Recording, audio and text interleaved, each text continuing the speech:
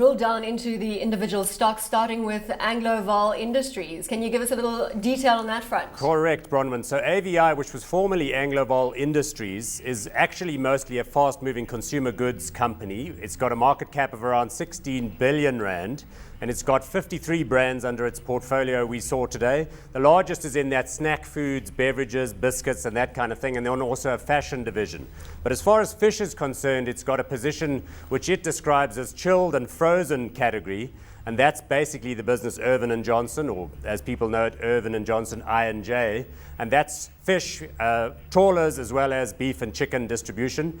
AVI, I must point out, is trading near an all-time high, close to around 50 Rand a share, never seen these levels before. It's on a price to earnings ratio of 15.8.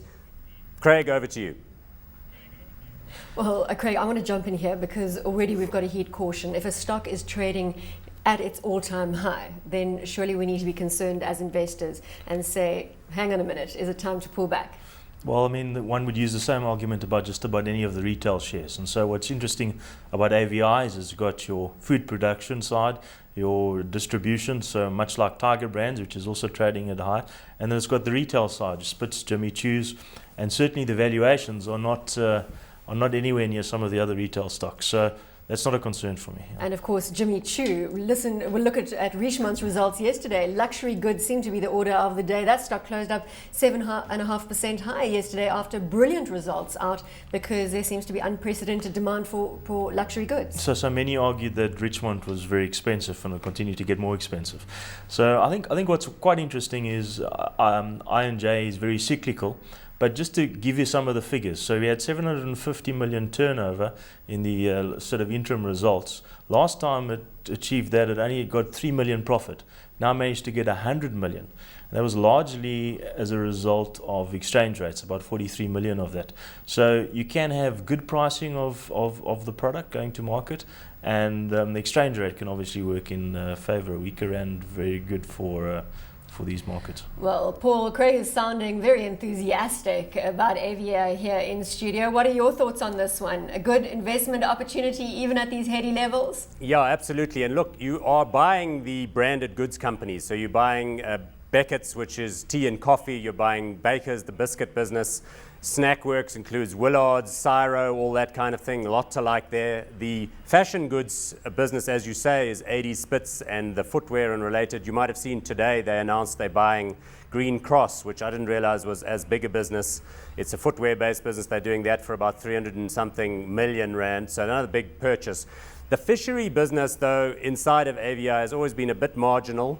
And to talk to the issue of quotas that Craig raised earlier, understand that the Department of Fisheries, which is part of the national government, decides what the catch of each specific fish species, as well as the crustaceans, you know, the lobsters and the crayfish and the likes, and the chocker down in St. Francis Bay and so on, and they say, right, that is the amount, and they decide who it's been given to. And historically, there's been a big battle between the small artisanal fishermen and these companies, and that battle continues today.